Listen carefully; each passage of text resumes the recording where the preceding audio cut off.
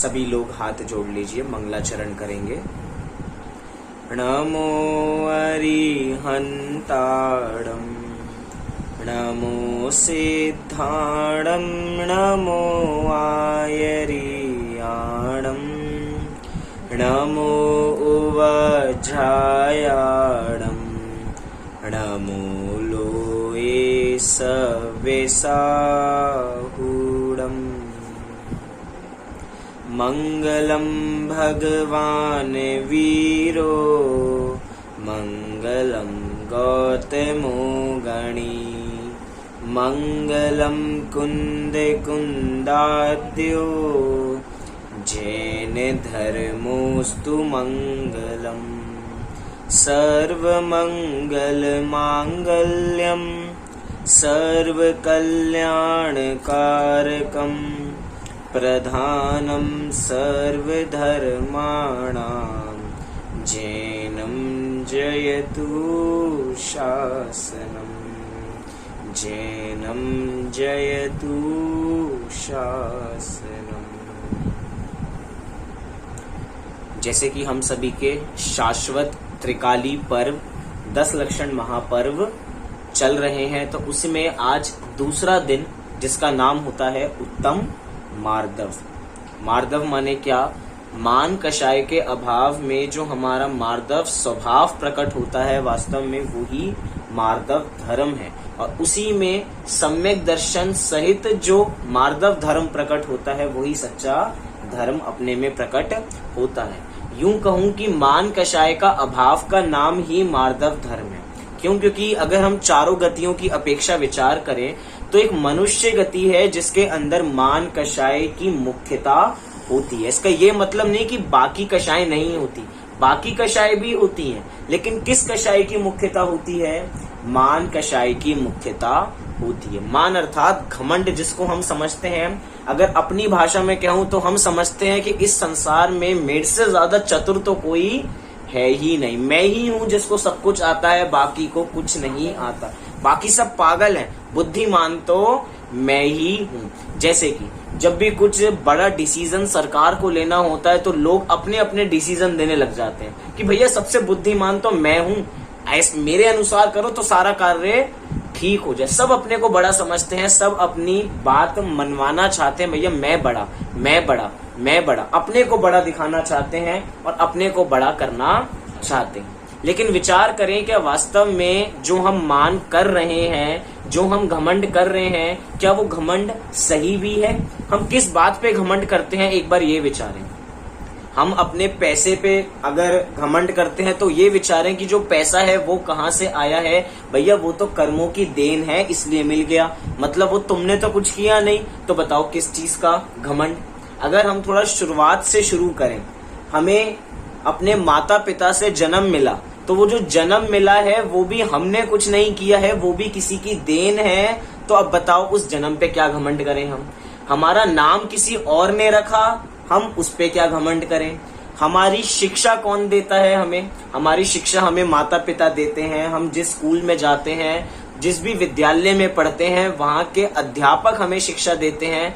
उस शिक्षा पे हम क्या घमंड करें? और ये मेरी, मतलब जो जो हम अपना मानते हैं, वास्तव में वो घमंड करने लायक वस्तु ही नहीं है। मैं कहूँ हमें नौकरी मिलती है तो नौकरी कौन देता है? नौकरी कोई और देता, और घमंड हम करें ये मेरी। भाई देने वाला तो कोई और है। किस चीज पे हम घमंड कर रहे हैं? चलिए थोड़ी और बात करें। हमारा जब मरण होता है तो मरण के समय हमें लेके कौन जाता है? उस समय 4 कंधे चाहिए होते हैं और 4 कंधे लेके चले जाते हैं। मतलब कि जन्म से लेकर मृत्यु तक जो भी कुछ हो रहा है उसमें घमंड करने लायक वस्तु तो हमारे पास है ही नहीं। हम इस शरीर पे घमंड करते हैं कि भैया ये शरीर मेरा इतना सुंदर है, रूप का मद करने लग जाते हैं। अभी मुझे यहाँ पे 8 प्रकार के मदों की चर्चा नहीं करनी है क्योंकि हमारा विषय वो नहीं है। लेकिन विचार करें, हम व्यर्थ में रूप का मत करते हैं, हम व्यर्थ में धन का मत करते हैं, हम ऐश्वर्य का मत करते हैं, हम तप का मत करते हैं।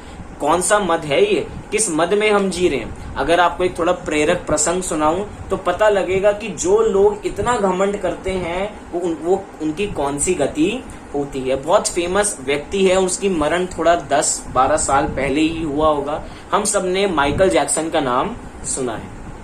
वो कोई गोरे नहीं थे, वो बिल्कुल काले थे, तो उनको अपना काला रंग पसंद नहीं था, तो बाद में उन्होंने इतनी सर्जरी कराई और अपने को गोरा बना लिया। क्यों? क्योंकि उनको अपने रूप का मद चाहिए था कि भाई मुझे सुंदर दिखना है, मैं सुंदर दिखूंगा तो लोग मेरे पास आएंगे। उन्होंने उस रूप के कारण अपने सारे जो काले दोस्त थे उन सबको ठुकरा दिया, अपने काले माता पिता को ठुकरा दिया, किराए के माता पिता ले लिए, किराए के दोस्त बना लिए और किराए की सब चीजें करने लग गए।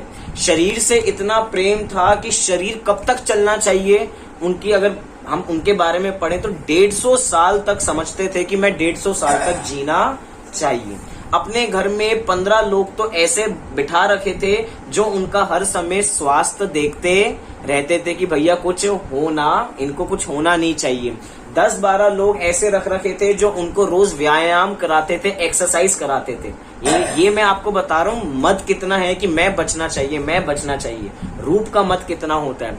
ऐसे डोनेटर्स तैयार कर रखे थे कि अगर मुझे कुछ हो जाए, मेरे अंगों को कुछ हो जाए, मेरी आंखें चली जाएं, मेरी किडनी चली जाए, मेरा कुछ खराब हो जाए, तो ऐसे लोगों को, डोनेटर्स को तैयार कर रखा था कि भैया जब कभी कुछ ऐसा होगा वो मुझे अपने अंग दान दे देंगे।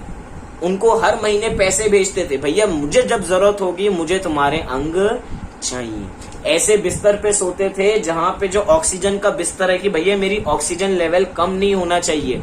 इतनी सर्जरी करा चुके थे, रोज इंजेक्शन, 10-12 इंजेक्शन एंटीबॉडीज के लेने पड़ते थे। ये मैं सब क्यों बता रहा हूं आपको? ये सब वो चीजें हैं जो हम शरीर के ऊपर हर समय करते हैं, जो हम रूप मत करते हैं कि हमें अच्छा दिखना चाहिए। इतने सब व्यवस्था करने के बावजूद भी, क्या कहा, इतनी सब व्यवस्था करने के बावजूद भी 2009 में उनकी मृत्यु हो गई। अब बताओ, जो ऐसा सपना देख के चल रहे हैं कि मुझे 150 साल जीना है, मैं अपने को स्वस्थ बनाए रखूं, मेरा शरीर बढ़िया चलता रहे, वो व्यक्ति भी संसार से चला जाता है। अब हम बताएं कि हम किस चीज का मत करें। क्यों? क्योंकि हम जिस चीज का घमंड करते हैं वो वास्तव में हमारी है ही नहीं। अगर हमारी होती तो सदा काल हमारी बनी रहती।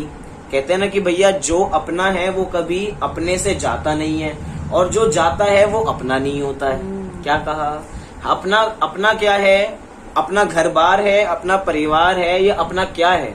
घर बार अगर अपना होता, अगर हमारा परिवार अपना होता तो वो कभी हमें छोड़ के नहीं जाता, हमेशा हमारे साथ रहता। लेकिन सुख दुख चलते रहते हैं तो कोई ना कोई व्यक्ति छोड़ के चला जाता है। मतलब क्या? इससे क्या अर्थ निकला कि जिसको हमने अपना माना था वो तो हमारा है ही नहीं। मतलब हम व्यर्थ में, अंधेरे में जी रहे थे कि ये चीज मेरी है, ये चीज मेरी है। लेकिन हम विचार करें, हम किस चीज का मान कर रहे हैं। ये मान करने योग्य पदार्थ बिल्कुल भी नहीं है। क्या चक्रवर्ती मान करते हैं अपने 6 खंड पर? अगर चक्रवर्ती भी अपने 6 खंड की संपदा पर मान करने लग जाएं तो उनको भी अधोगति की प्राप्ति है, नरक की प्राप्ति होती है। वो भी उस सबको त्याग के मुनि दीक्षा लेके अपना कल्याण करने के लिए जाते हैं। अब बताइए, ना हमारे पास चक्रवर्ती जितनी संपदा है, उसके बावजूद भी हम घमंड, हम मान इतना रखते हैं कि छोटा सा पुण्य का उदय आता है और अपने को ऐसा फूल के चलते हैं कि पता ही नहीं क्या हुआ। ऐसा समझिए भैया, जो गुब्बारा होता है ना, गुब्बारे में गैस तो बहुत अच्छी भरती है, और वो गुब्बारा जब उसमें गैस भरती है तो वो ऊपर भी उड़ता है, लेकिन हल्का सा उसमें एक छेद होगा, वो पूरा फट जाएगा। ऐसे ही अपना जीवन है, ऐसे ही पुण्य पाप का उदय चलता है। अभी ऐसा लग रहा है कि जिस पुण्य के उदय पे हम खुश होते हैं, आज हमारे पास सारी सुख संपदाएं हैं, सब कुछ है, क्या पता पाप का उदय आए और सब छिन जाए। छिनने में समय नहीं लगता, एक पल के अंदर सारी चीजें चली जाती हैं, जितनी हमने व्यवस्था करके रख रखी है। देखिए, हम सब अपनी भविष्य की प्लानिंग के हिसाब से क्या कुछ नहीं कराते हैं। हम इंश्योरेंस कराएंगे, हम मेडिक्लेम कराएंगे, कुछ भी करेंगे, क्या सिक्योरिटी के लिए कि हम भविष्य में ठीक रहने चाहिए, हमें कुछ हो जाए लेकिन हमारे परिवार को कुछ नहीं होना चाहिए। ये हमारा एक विचार है। लेकिन मैं पूछता हूं, जिस विचार से हम जीते हैं, क्या वैसे विचार करना योग्य है?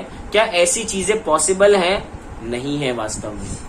क्योंकि ये मनुष्य है, इस मनुष्य के दिमाग में हर समय ऐसे विचार चलते रहते हैं। लेकिन हमें इन बातों का घमंड नहीं करना, हमें ऐसा मान नहीं करना जो कहाँ लेकर जाए, अधोगति के अंदर लेकर जाए। एक और अगर हम बात देखें, हम जिस चीज के ऊपर मान करते हैं ना, आपको पता है कि नरक का कारण क्या है? नरक जीव मतलब नरक गति में जीव क्यों जाते हैं, तो उसका तत्वार्थ सूत्र में कारण बताया है। क्या बताया है? बहु आरंभ और बहु परिग्रह, ये नरक का कारण है। और मनुष्य गति का कारण क्या है? अल्प आरंभ और अल्प परिग्रह। अभी हम मान करते हैं ये सब मेरा है, ये सब मेरा है और ये सब मेरा है, इतना सब कुछ मेरा मान के बैठे हैं जो मेरा नहीं है, तो समझ लीजिए हम नरक गति की तैयारी में लगे हुए हैं। एक तरीके से जैसे कि उदाहरण स्वरूप कहूं, वैक्सीन किस लिए होती है? हमें बचाने के लिए होती है। लेकिन अगर उसी वैक्सीन से किसी की मौत हो जाए तो भैया वो वैक्सीन कैसी है? बुरी ही हो गई एक तरीके से। ऐसे ही हम जिसको हम अपना माने बैठे हैं, हम खुद ही अपने नरक की तैयारी करने में लगे हुए हैं, इतना सब कुछ अपना मान के। इसलिए कह रहे हैं भैया, हम अपने स्वरूप को मात्र अपना माने और किसी को अपना नहीं माने। इस प्रकार हमने उत्तम मार्दव धर्म की आज चर्चा की। चलिए आइए हम अपनी कहानी की ओर आगे बढ़ते हैं। एक बहुत प्रेरणादायक कहानी है, जिस कहानी का नाम है नीली सुंदरी की कहानी। ये एक ऐसी विदुषी है, ये एक ऐसी शीलव्रती हैं जिन्होंने खूब पाप कर्म का उदय झेला। उसके बावजूद भी पाप कर्म के उदय झेलते हुए भी इन्होंने पाप का परिणाम नहीं किया और बाद में इन्होंने अर्जी का व्रत लिया, ये आरिका हुई। लेकिन हम यहाँ देखें कि इतनी प्रतिकूल परिस्थिति में भी धर्म का सहारा नहीं छोड़ा।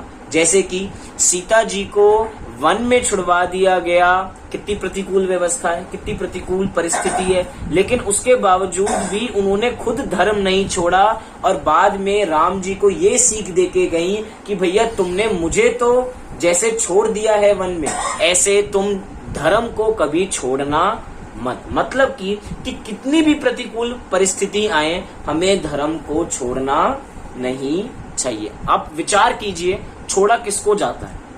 छोड़ा अच्छी चीज को जाता है या बुरी चीज को जाता है? विचार करें, छोड़ा अच्छी चीज को जाता है या बुरी चीज को जाता है? त्याग किसका करना चाहिए, अच्छे का या बुरे का? बुरे का त्याग करना चाहिए। तो भैया धर्म क्या बुरा है जो हम उसका त्याग कर दें? धर्म तो ऐसी औषधि है जो हमें हर समय हमारे काम ही आती है। आइए इस कहानी के माध्यम से जानने का प्रयास करते हैं। नीली सुंदरी की कहानी। लाट देश के जिनदत्त सेठ की पुत्री का नाम नीली था। वह सेठ बहुत जिन धर्मी था और जिन धर्मी के अलावा अन्य धर्मियों से अपनी पुत्री का विवाह नहीं चाहता था, क्योंकि वो स्वयं जिन धर्मी है तो वो ये चाहता है कि मेरी बेटी का जहाँ पे भी विवाह हो वो भी बहुत धर्मी हो, वो भी बहुत धर्मात्म हो, जिससे ये अपना धर्म भी साधती रहे और इसको कोई दिक्कत नहीं आए। ऐसा विचार के उन्होंने ये दृढ़ निश्चय कर लिया था कि अगर मैं अपनी बेटी का विवाह कराऊंगा तो जैन कुल में ही कराऊंगा। इसी देश के समुद्र दत्त सेठ का पुत्र सागर दत्त एक बार नीली का रूप देखकर मोहित हो गया और उसके साथ शादी करने की इच्छा व्यक्त की, परंतु वह जिन मत का द्वेषी था। विधर्मी होने से जिनदत्त सेठ उसके साथ नीली की शादी कराने के लिए तैयार नहीं थे, चाहे वो प्रेम में कितना ही अंधा हो। लेकिन भैया विधर्मी के घर जाएंगे तो विधर्मी होने की संभावना बन जाती है। मैं ऐसा नहीं कह रहा हूं कि जैसी संगति करेंगे वैसा हो ही जाएंगे। हम अगर अपने स्वरूप में रहेंगे तो जरूरी नहीं हम उनके अनुरूप हो जाएं। धर्मात्म जीव तो ऐसे ही होते हैं कि प्रतिकूल परिस्थितियों में भी जहां चारों ओर ये हो रहा है कि धर्म नहीं करो, धर्म नहीं करो, उस समय में भी ज्ञानी जीव अपना धर्म कर लेते हैं। उदाहरण स्वरूप मैं बात कहूं, जिस समय भगवान महावीर थे उस समय गौतम बुद्ध का मत बहुत तेजी से फैल रहा था। जहां देखो कि गौतम बुद्ध गौतम बुद्ध गौतम बुद्ध, अर्थात मध्यम मार्गी। गौतम बुद्ध मध्यम मार्गी है। मध्यम मार्गी कैसे हैं? पहले उन्होंने जिन दीक्षा ही ली थी, लेकिन जैन धर्म का आचरण, जैन धर्म की चीजें उनको इतनी कठिन लगी, उन्होंने कहा कि भैया हम ये चीजें नहीं ले सकते, हम तो अपना एक मध्यम मार्ग निकालेंगे, ना ज्यादा नीचे होगा ना ज्यादा ऊपर होगा, हम अपने बीच का मार्ग निकालेंगे। तो जिस समय भगवान महावीर का समय था, उस समय गौतम बुद्ध आदि इतने लोग फैले हुए थे, उसके बावजूद भी भगवान महावीर ने अपना कल्याण किया या नहीं किया? वहां पे जितने जीव समूह शरण में जाते थे, उन्होंने अपना कल्याण किया या नहीं किया? किया। मतलब कि प्रतिकूल परिस्थितियों में भी धर्मात्मा जीव धर्म को खोजकर अपना कल्याण कर ही लेते हैं। हम अपने वर्तमान समय में लगाएं, अभी चाहे कितनी बाहर प्रतिकूल व्यवस्थाएं हो, प्रतिकूल परिस्थिति हो, कितना ही कर्फ्यू हो, कितना ही बाहर जाने को मना करा जा रहा हो, लॉकडाउन हो गया हो, चाहे लॉकडाउन लग जाए, लेकिन अगर हम धर्म का साथ पकड़े रहेंगे तो धर्म हमारा कभी साथ नहीं छोड़ेगा। क्या कहा? अगर हम धर्म का साथ नहीं छोड़ेंगे तो धर्म हमारा कभी साथ नहीं छोड़ेगा, क्योंकि धर्म समान कोई मित्र हमारा इस संसार में नहीं।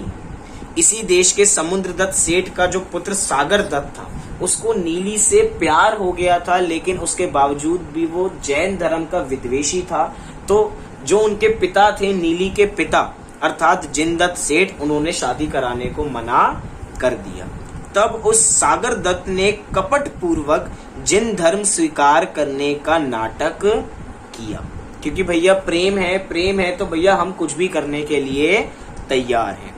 तो जिन धर्म स्वीकार करने का नाटक किया और श्रावक जैसा आचरण करने लगा। अतः सागर दत्त ने मिथ्या मार्ग छोड़ दिया और जैन धर्म धारण किया, जिन धर्म धारण किया, ऐसा समझकर जिन दत्त ने नीली की शादी उसके साथ कर दी। क्योंकि भैया अब तो ये धर्मात्मा जीव हो गए हैं, अब तो ये जैन धर्म को मानते हैं, ये विद्वेष नहीं करते हैं, चलो इनका विवाह इनके साथ कर दिया जाए। ऐसा विचार के एक पिता ने अपनी पुत्री को विवाह कर दिया। शादी का प्रयोजन सिद्ध होने पर सागर दत्त फिर से कुमार्गी बन गया। ये यूं ही बात हुई भैया, प्रयोजन के लिए तो हम सीधे हुए थे, हैं तो हम टेढ़े ही। ऐसे ही वो था तो अंदर से कपटी ही, लेकिन बाहर में दिखा रहा था कि हम बहुत सीधे हैं। तो शादी का प्रयोजन सिद्ध होने पर सागर दत्त फिर से कुमार्गी बन गया। उसने नीली को भी उसके पिता के घर जाने से रोका। किसने रोका? सागर दत्त जी ने नीली को अपने पिता के घर जाने को भी रोका। क्यों? क्योंकि अगर पिता के घर चली जाएंगी तो सारी बात सच पता लग जाएगी, अब सारी दिक्कतें आ जाएंगी, और ऐसा हम होने नहीं दे सकते। तो अब एक तरीके से नीली पर अत्याचार होना प्रारंभ हो गया। इससे जिनदत्त सेठ को बहुत पश्चाताप हुआ और उसने अपनी पुत्री को मानो कुएं में डाल दिया हो ऐसा उसे दुख होने लगा। क्यों? क्योंकि भैया विधर्मी के घर देना माने खुद की बेटी को कुएं में ढकेल देने के समान है कि भैया खुद ही हम कहाँ दे रहे हैं, कुएं में दे रहे हैं। अंदर ही अंदर पश्चाताप हो रहा है, भैया मैंने परीक्षा पहले क्यों नहीं की, मैंने पूरी जांच क्यों नहीं की। अगर जांच की होती तो आज मेरी बेटी को इतना दुख सहन करना नहीं पड़ता। लेकिन वास्तव में नीली तो जैन धर्म की कैसी थी, जैन धर्म का श्रद्धान रखने वाली थी। कितनी प्रतिकूल परिस्थिति हो, वो अपने धर्म को छोड़ने वाली नहीं थी। ऐसा देखा जाता है कि भैया कोई एक जैन धर्म का व्यक्ति घर में आ जाए तो वो बाकी सबको जैन बना देता है, लेकिन ऐसा भी होता है कि वो खुद भी बदल जाता है, ऐसी भी संभावना है, क्योंकि दोनों ही पॉसिबिलिटी है। लेकिन हम यहाँ पे क्या कह रहे हैं कि उस जिनदत्त सेठ को बहुत पश्चाताप हुआ और उसने अपनी पुत्री को मानो कुएं में डाल दिया हो ऐसा उसे दुख होने लगा। सच है, पुत्री की विधर्मी के साथ शादी कर देने से अच्छा है कि उसे कुएं में डाल देना। मतलब यहाँ पे कह रहे हैं कि भैया विधर्मी के घर शादी मत कर देना, इससे अच्छा तो खुद ही कुएं में डाल के उसकी मृत्यु, उसको मौत दे देना, लेकिन किसी भी हालत में विधर्मी के घर नहीं जानी चाहिए। ऐसा उसको अंदर अंदर पश्चाताप होने लगा, क्योंकि वह उससे भी अधिक खराब है। क्योंकि मिथ्यात्व के संसार से अनंत भवों का बुरा होता है। सिद्धांत वाक्य है। यहाँ पे उदाहरण बनाया कि अगर हम अपनी बेटी को किसी बुरे घर में भेजते हैं तो समझिए जितना दुख अनंत भवों में होता है उतना दुख हो रहा है अभी। क्यों? क्योंकि खुद के हाथों से ही हम अपना ही बुरा करते हैं। मिथ्यात्व के कारण हम किसका बुरा करते हैं? हम किसी और का बुरा थोड़ी करते हैं। मिथ्यात्व का सेवन अगर हम कर रहे हैं, मोह रूपी शराब अगर हम पी रहे हैं, तो नशा किसको होगा? नशा भी हमें ही होगा। तो नशा हमें यहाँ पर हो रहा है, क्योंकि मिथ्यात्व के संस्कार से अनंत भवों का बुरा होता है। और अनंत भवों को अगर सुधारना है तो क्या अनंत भव लगने वाले हैं? अनंत भव से हमने मिथ्यात्व का सेवन किया तो अनंत भव से कर रखा है भैया। अनंत भव का मिथ्यात्व का सेवन को दूर करने के लिए क्या अनंत भव लगेंगे? उदाहरण के लिए मैं पूछूं, एक कमरे में हजारों साल से, लाखों साल से गुप्त अंधेरा है, जहां पे एक सुई की नोक बराबर भी रोशनी नहीं है। अब बताओ, उस अंधेरे कमरे में रोशनी करने में कितनी देर लगेगी? अनंत काल लगेंगे क्या? कि जितनी देर उसमें अंधेरा था, क्या उतना समय लगेगा? नहीं लगेगा। कितना समय लगेगा? फ्रैक्शन ऑफ सेकंड्स की हम जैसे ही स्विच चालू करेंगे और एकदम लाइट आ जाएगी, जैसे ही उजाला होगा अंधेरा चला जाएगा। ऐसे ही कह रहे हैं कि मिथ्यात्व नष्ट होना है तो वो कितनी देर में होगा? अनंत काल का मिथ्यात्व भी क्षण भर में नष्ट हो जाता है, जब हम अपने स्वरूप को देख लेते हैं तब। जो अपनी पुत्री को विधर्मी को देते हैं, वे उनका बहुत बड़ा अहित करते हैं, उन्हें जिन धर्म की श्रद्धा नहीं होती। नीली को भी इस बात का दुख हुआ, परंतु अब देखिए, परंतु जैसे पंडित टोडरमल जी का परंतु है, परंतु से पहले वाली पंक्ति समझनी जरूरी है और परंतु के बाद वाली पंक्ति समझनी जरूरी है। ऐसे ही यहाँ पे कह रहे हैं कि जो नीली को इस बात का बहुत दुख हुआ, परंतु वह स्वयं दृढ़ता से जिन धर्म का पालन करती रही। क्यों? क्योंकि भैया जिसको जैन धर्म का श्रद्धान होता है, उसे बाहर की जितनी बातें हैं उसे सब से फर्क नहीं पड़ता। ऐसे ही एक रेवती रानी हुई है, जिनको बहुत कहा कि भैया कौन से तीर्थंकर आए हैं? 25वें तीर्थंकर आए हैं, 25वें तीर्थंकर आए हैं, चलो उनके समो शरण में चलते हैं, चलो उनके समो शरण में चलते हैं। लेकिन भैया जिनको जिन धर्म का श्रद्धान होता है, उनको बाहर भटकने की आवश्यकता नहीं होती। उनको मिथ्यात्व के पहाड़ डिगा नहीं सकते हैं, क्योंकि उन्होंने जिन धर्म का पक्का श्रद्धान कर लिया है, उन्होंने देव शास्त्र गुरु की शरण को पा लिया है। ऐसे ही जिनको भैया उनको जिन धर्म की श्रद्धा थी, तो उन्हें बाहर से कोई फर्क नहीं पड़ा। सच है, जिसे जिन धर्म का सच्चा रंग लगा है, उसे किसी भी प्रसंग में उसका उत्तम संस्कार नहीं छूटता है। कहते ना भैया, एक बार आत्मा का रंग चढ़ेगा तो बाकी सब रंग फीके लगने लगेंगे। देखा जाए तो आत्मा में कोई रंग नहीं है।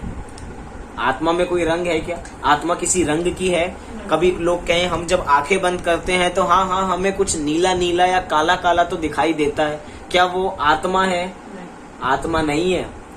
अगर उसमें रंग हो, उसमें वर्ण हो, तो क्योंकि वो तो स्पर्श रस गंध वर्ण से रहित होती है आत्मा। लेकिन जिसको एक बार आत्मा का रंग चढ़ने का मतलब क्या है? जिसको आत्मा के अनंत गुणों की पहचान हो गई हो, उसे बाकी कुछ रास नहीं आता है। जैसे कि अगर कोई बाहर फॉरेन से घूम के आए, अभी तो कोई फॉरेन नहीं जा रहा, लेकिन कोई अगर बाहर घूम के आए, तो जैसे ही वो घर पे कुछ भी काम करेगा, अगर वो खाना खाने बैठा है तो हमेशा कहाँ के गीत गाएगा? फॉरेन के गीत गाएगा। भैया देखो वहां पे ऐसा ऐसा होता है, वहां पे ऐसा ऐसा होता है। जब कहीं बाहर घूमने जाएगा तो बताएगा देखो यहाँ पे ऐसा होता है, ऐसा होता है। गाड़ी में बैठेगा तो ये बताएगा यहाँ की गाड़ी ऐसी होती है, यहाँ की गाड़ी ऐसी होती है। मतलब उसको उस चीज का रंग चढ़ गया है, वहां का रंग चढ़ गया है। ऐसे ही जिसको आत्मा का रंग चढ़ता है, उसको बाहर की सारी बातें फीकी लगने लग जाती हैं। बाहर की बातें कौन सी, जरा विचार कीजिए। थोड़े से वचन में हम कह के बात को जल्दी से आगे बढ़ जाते हैं। बाहर की सारी बातें मतलब व्यापार की बातें उसे फीकी लगने लग जाती हैं। गृहस्थ अर्थात गृहस्थ धर्म की सारी बातें उसको फीकी लगने लग जाती हैं, चाहे वो वहां पे होगा। जैसे कि भरत जी को हम घर में वैरागी कहते हैं, तो भरत जी घर में हैं, लेकिन उनको आत्मा का रंग चढ़ गया है तो संसार का रंग फीका लगने लग जाता है, तभी तो घर में वैरागी हैं। घर का रंग उन पर चढ़ता नहीं है, घर की राग रपेट की बातों में उन्हें आनंद नहीं आता। अब विचार करें हमें कितना आनंद आता है, इन्हीं बातों में आनंद आता है, आत्मा की बातों में आनंद नहीं आता। 24 घंटे में से 1 घंटा चर्चा करें वो भी हमें भारी लगने लग जाती है। अपने ऊपर हम विचार करें, लेकिन यहाँ पे क्या कह रहे हैं, जिनको जिन धर्म का सच्चा रंग लगा है उसे किसी भी प्रसंग में उसका उत्तम संस्कार नहीं छूटता है। वह भले प्राण त्याग दे परंतु जिन धर्म को नहीं छोड़ता है। नीली के ससुर, थोड़ा पहले लाइन पे विचार करते हैं, क्या कह रहे हैं, वह भले प्राण त्याग दे परंतु जिन धर्म को नहीं छोड़ता। ऐसे किसी महान पुरुष की बात याद आ रही है, किसी विद्वान की, बहुत प्रसिद्ध है, 250 वर्ष पूर्व ही हुए हैं, पंडित टोडरमल जी। पंडित टोडरमल जी को प्राण देने पड़े लेकिन जिन धर्म की श्रद्धा नहीं छूटी। हाथी पैर रखने आ रहा है, हाथी पैर रखने आ रहा है तो भैया उसको भी जिन धर्म सुना रहे हैं कि भैया तू अपना काम कर, मैं अपना काम करूंगा, जो होना है वो तो नक्की ही है। ऐसा कह के उन्होंने अपने प्राण त्याग दिए लेकिन जैन धर्म को त्यागा नहीं। क्या हम ऐसा कुछ कर सकते हैं कि हम प्राण त्याग देंगे लेकिन जैन धर्म को नहीं त्यागेंगे? कर सकते हैं, विचार करें। नहीं कर सकते तो ऐसा भावना करें भैया। इसका ये मतलब नहीं कि हमें अपने प्राण देने ही हैं, इसका ये मतलब है कि हमें अंत समय तक भी धर्म को नहीं छोड़ना है। ऐसी बात यहाँ पे कह रहे हैं। चाहे कितनी बड़ी से बड़ी बीमारी हो जाए, चाहे हम कितने ही शिथिल हो जाएं, लेकिन जैन धर्म को नहीं छोड़ना है। जब हमारी इंद्रियां शिथिल हो जाती हैं तो हो सकता है जो व्यक्ति ने नियम ले रखे हो वो भूल जाए, लेकिन वो जिन धर्म का श्रद्धानी है तो हमें उसकी स्थितिकरण करना चाहिए, हमें उसको उसी मार्ग पे लगाना चाहिए। क्यों? क्योंकि एक साधर्मी ही दूसरे साधर्मी को सच्चे मार्ग पर लाने का कार्य करता है। विचार करें इस चीज पे।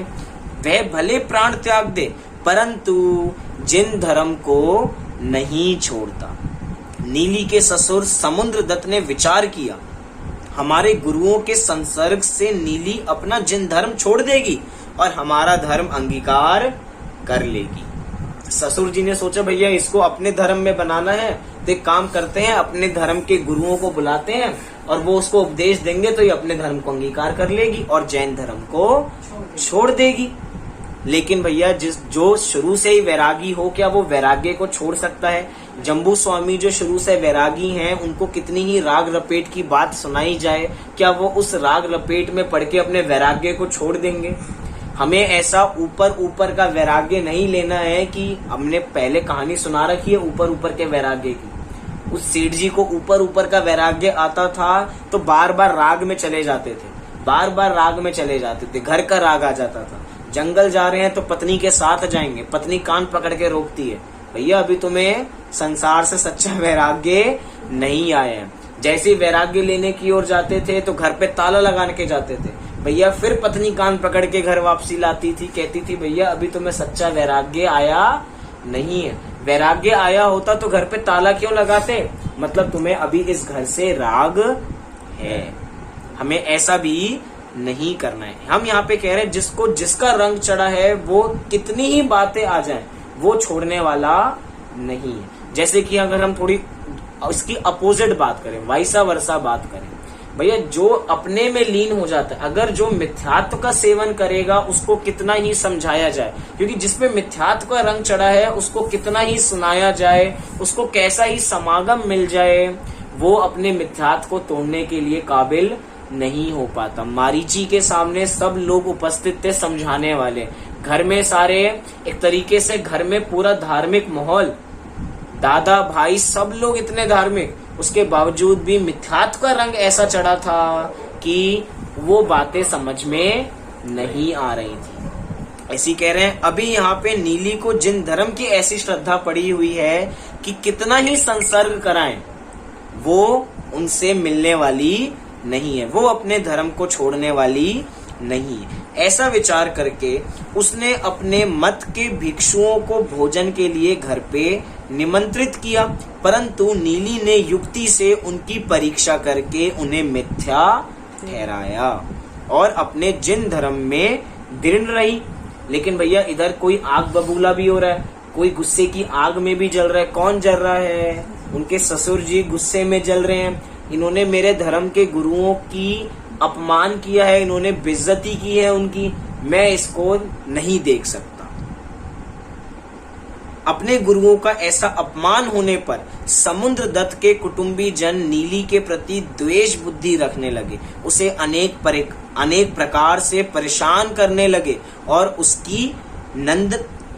उसकी नंदों ने तो उसके ऊपर पर पुरुष के साथ व्यभिचार का कलंक तक लगा दिया और यह बात सर्वथा प्रसिद्ध होने लगी। मतलब सोचिए, 3-4 पंक्तियों में इतनी सारी बातें बता दी, लेकिन जिस व्यक्ति के साथ ये बातें घटित होती हैं वास्तव में उसे पता है कि उसके अंतरंग में क्या चल रहा है। जब ऐसी परिस्थितियां घट रही हो कि घर वाले ही साथ ना दे रहे हो, घर वाले ही विद्वेष कर रहे हो, उसके बावजूद भी जैन धर्म में श्रद्धा रखना, व्यभिचार का दोष लगा देना, भैया ये तो गलत कार्य करके आई है, ये इसने हमारे खानदान का नाम नीचे कर दिए, नाक कटवा दी है, इसने अपना मुंह काला कर लिया है, व्यभिचार करके आई है। अब बताइए, इतना कुछ हो रहा है, उसके बावजूद भी जैन धर्म का श्रद्धान पक्का है। अभी हमने ऐसी कहानी देखी थी ना, किस पे ऐसा आरोप लगाया गया था? सेठ सुदर्शन जी पे आरोप लगा था कि भैया ये मेरे साथ छेड़खानी करने का प्रयास कर रहे हैं, ये मेरे पे गलत प्रयास कर रहे हैं, ऐसा उन पे आरोप लगा। ज्ञानियों पे अक्सर ऐसा ही होता है। अब थोड़ा यहाँ पे विचार करें। क्या विचार करें? ऐसा हमेशा ज्ञानियों के जीवन में ही क्यों होता है? हम कभी कभार सोचते हैं कि जो इतना धर्म करता है उसके जीवन में इतना कुछ, और जो धर्म नहीं कर रहा है, जो हर समय पाप में लीन है, वो ऐशो आराम में जी रहे हैं, वो आराम से जी रहे हैं। ऐसा क्यों? कभी कभार हमें ऐसा लगता है कि ये इतना धर्म करते हैं, इतना धर्म करने के बाद भी इतना पाप का उदय, ऐसा धर्म हमें नहीं करना। इससे अच्छा तो हम अपने जीवन में, हम अपने में मस्त हैं, हम अच्छी खासी पार्टी करेंगे, हम घूमने जाएंगे, हम ये करेंगे। हम दूसरे लोगों को देखते हैं, बड़े लोगों को देखते हैं। किसको देखते हैं? हम जो सुपरस्टार हैं, जो बॉलीवुड में, हम उनको देखते हैं। इनकी जिंदगी कितनी अच्छी है, यहाँ जा रहे हैं, वहां जा रहे हैं, ऐसा कर रहे हैं, ऐसी जिंदगी होनी चाहिए। ये तो कोई धर्म नहीं करते हैं। जो विधर्मी लोग होंगे वो ऐसा कहेंगे, ये तो कोई धर्म करते नहीं है और इनके जीवन में कोई पाप का उदय भी नहीं है, देखो कितना बढ़िया है। और जो धर्म कर रहे हैं उनके जीवन में इतना पाप का उदय है। तो भैया जो वो धर्म कर रहे हैं ना, उसके पाप के उदय से कोई संबंध नहीं है। हम पाप के उदय को धर्म के साथ में जोड़ के देखते हैं तो हमें लगता है कि धर्मात्मा तो हर समय पाप में ही रहता है, उसके तो हमेशा पाप का उदय रहता है। भैया पाप का उदय उसके पूर्व कर्मों का था। पूर्व में ऐसे कर्म किए तो जो आज भोगने पड़ रहे हैं, और जो आज जिनको कोई ऐसी प्रतिकूल परिस्थिति नहीं है, जो अपने पुण्य के उदय को व्यर्थ कर रहे हैं, उनको भविष्य में पाप भोगना पड़ेगा। इसलिए भैया कभी ऐसा मत कहो कि भैया इतने धर्मात्मा, तुम इतना सुनते हो उसके बाद भी क्रोध करते हो, पता ही नहीं क्या सुनते हो। कभी कभार ऐसे हमारे मुंह से वचन निकल जाते हैं, तुम इतना कुछ करते हो, तुम सुबह से शाम तक क्लास सुनते रहते हो, प्रवचन सुनते रहते हो, तो भी इतना गुस्सा करते हो, तो भी इतना मान करते हो, तो भी इतना लोभ करते हो। ऐसा सुनना बेकार है भैया, कभी ऐसा मत कहना, बल्कि उसको उस मार्ग में लगाना। ऐसा हम क्यों कह रहे हैं? भैया जो उसका गुस्सा है वो उसके पाप कर्म का उदय है, लेकिन जिस समय उसने वो प्रवचन सुने हैं, उस समय जो भी जिन धर्म का प्रवर्तन किया है वो मंद कषाय में किया है और भविष्य में पुण्य लेकर आएगा। यहाँ पे हम कोई पुण्य की लालसा नहीं जगा रहे हैं कि भाई ऐसा करो तो पुण्य मिलेगा, ऐसा करो तो पाप मिलेगा, लेकिन यहाँ पे हम मात्र पुण्य और पाप के स्वरूप को समझने के लिए बैठे हैं। हमारी कोई चाह नहीं है, ना पुण्य की है, पाप की तो होती ही नहीं है, लेकिन हमारी पुण्य की भी चाह नहीं है। ऐसे यहाँ पे ज्ञानियों के जीवन में ऐसी जीवन घटित हो रहा है कि क्या क्या घटित हो रहा है कि व्यभिचार का कलंक लग गया, और यह बात सर्वत्र प्रसिद्ध हो गई कि भैया ये स्त्री तो बिल्कुल कलंकित है, इसके साथ एक तरीके से कोई बात नहीं करेगा। शीलवती नारी पर कलंक कुदरत कैसे देख सकती थी? भैया वो शीलवती है, कुदरत के से ये बात सहन नहीं हुई। उसके शील के प्रभाव से उस नगर के रक्षक देवता वहां आए और उन्होंने नीली से कहा। क्या कहा? देखिए एक पैराग्राफ ऊपर रह गया, उसको देख लेते हैं।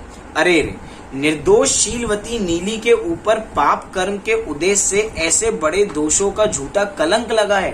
नीली को धैर्य पूर्वक जिन मंदिर में भगवान के पास पहुंच गई, और जब तक यह कलंक दूर नहीं होगा तब तक मैं भोजन नहीं करूंगी तथा अनशन व्रत धारण करूंगी, ऐसी प्रतिज्ञा करके जिनेंद्र देव के सामने बैठ गई और अंतरंग में जिनेंद्र देव के गुणों का स्मरण करके उनका चिंतन करने लगी।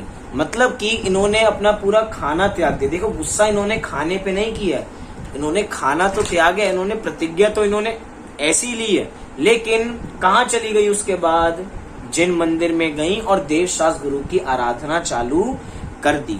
लेकिन भैया कुदरत ऐसी चीज नहीं देख सकती कि शीलवती नारी के साथ ऐसी घटना हो।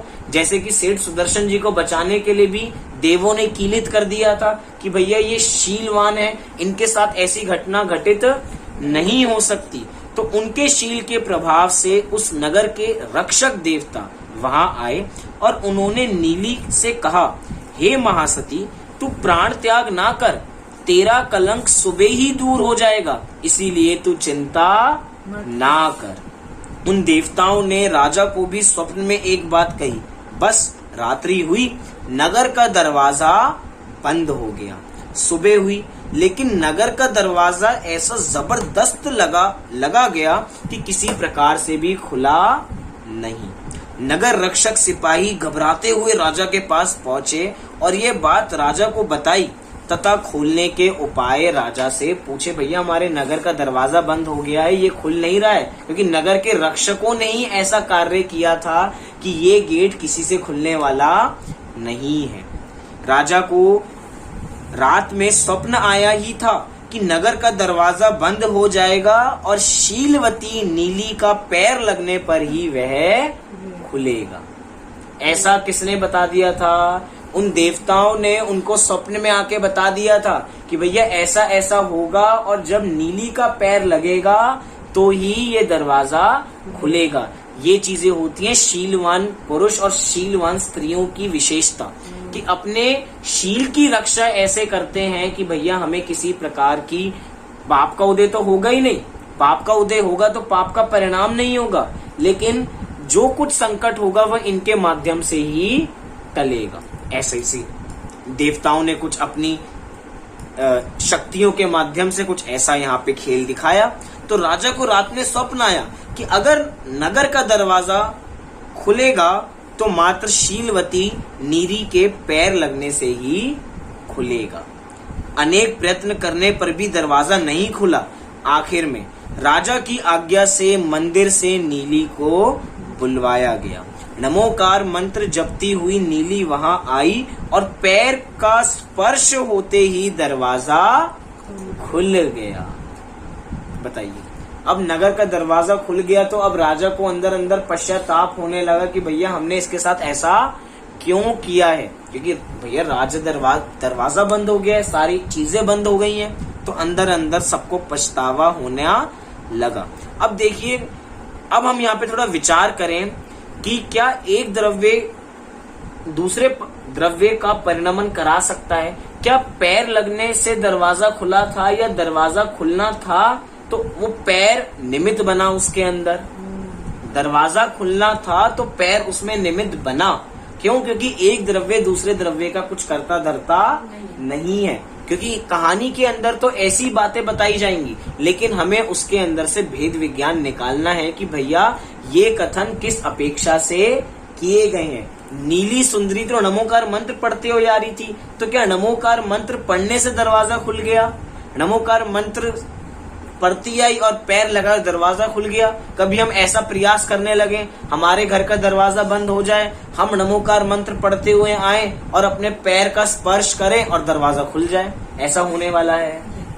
पहली बात तो वो शीलवान थी, उनकी देवता रक्षा कर रहे थे, तो ऐसा चमत्कार हुआ। और ये भी चमत्कार क्या है? देवों के द्वारा ही किया हुआ है। कोई ऐसा तो है नहीं कि अनहोनी हुई घटना घट गई हो। केवल ज्ञानी के ज्ञान में सब आई थी कि नीली का पैर लगेगा और उसी समय ये गेट खुलेगा, और जिस समय अन्य लोग प्रयास करेंगे उस समय नहीं खुलेगा। ऐसा केवल ज्ञानी के ज्ञान में आया हुआ करता था। बस जैन धर्म सबके जैन धर्म पे श्रद्धा थी, और आज कितने कम जैनी बचे हैं। क्यों हुआ? क्योंकि लोगों ने जैन धर्म पे श्रद्धा कम कर दी, लोगों ने जैन धर्म पे आस्था कम कर दी, तो धीरे धीरे घटते चले गए। हम अपना विचार करें, क्या हमें अपार श्रद्धा है? क्या हमें पूरी चीजें पता है? अगर है तो बहुत बढ़िया है, अगर श्रद्धा नहीं है तो हमें अपनी श्रद्धा बढ़ानी है, क्योंकि श्रद्धा बढ़ेगा तो ही तो सम्यक दर्शन होगा। 7 तत्वों का श्रद्धान ही तो सम्यक दर्शन है, अपनी आत्मा का श्रद्धान करना ही तो सम्यक दर्शन है। उसके बाद वह शीलवती नीली संसार से विरक्त होकर आरिका बनी और राजगृही में समाधि मरण पूर्वक उन्होंने अपना मरण किया। वहां आज भी एक स्थान नीली बाई की गुफा के नाम से प्रसिद्ध है और जगत को शील की महिमा बता रहा है। इसलिए हमें अपनी शील की रक्षा स्वयमेव करनी चाहिए। शील के बहुत गुण होते हैं, अगर हम थोड़ी चर्चा करें तो 9 बाड़ों से अपनी शील की रक्षा करते हैं। विचार करें, ज्ञानी जीव 9 बाड़ पूर्वक अपनी रक्षा करते हैं। बाड़ क्या होते हैं? जैसे कि फेंसिंग होती है, फेंसिंग के माध्यम से कोई चीज अंदर प्रवेश नहीं कर पाती, बाहर के जो पशु हैं वो अंदर नहीं आ पाते और उस खेती को खा नहीं पाते। ऐसे ही हमें अपनी शील की रक्षा 9 बाड़ों से करनी है। हमें अपने नियम खुद बनाने हैं और हमें अपनी स्वयमेव रक्षा करनी है। शील के उत्तर गुण भी बहुत सारे होते हैं, 18,000 उत्तर गुण हैं। उन गुणों की भी रक्षा हमें खुद करनी है। मुनिराज सबकी रक्षा करते हैं, नग्न रहते हैं, लेकिन उसके बावजूद भी इन सबकी रक्षा वे स्वयमेव कर लेते हैं। किसी के प्रति बुरा परिणाम नहीं आता और अपनी शील की रक्षा कर लेते हैं। आरिका जी को ऐसा कोई बुरा परिणाम नहीं आता तो अपनी शील की रक्षा वे स्वयमेव कर लेती हैं। इसी प्रकार महासती सीता जी के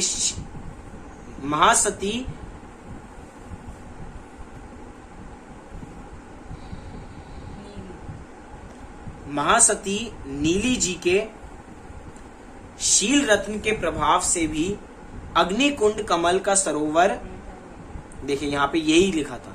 इसी प्रकार महासती सीता जी के शील रत्न के प्रभाव से भी अग्निकुंड कमल का सरोवर बन गया था। यह कथा भी इस प्रकार से ही प्रसिद्ध है। मतलब कि जो खुद अपने में दृढ़ रहते हैं वो अग्निकुंड भी सरोवर बन गया देवताओं के द्वारा। क्यों? क्योंकि वो जैन धर्म की आस्था उनको पूरी थी। इसी प्रकार हम भी जैन धर्म की आस्था पूरी रखें और अपनी शील की रक्षा करें। इसी मंगल भावना से अभी की बात को हम पूरी करते हैं। सभी लोग 9 बार नमोकार मंत्र का पाठ करेंगे।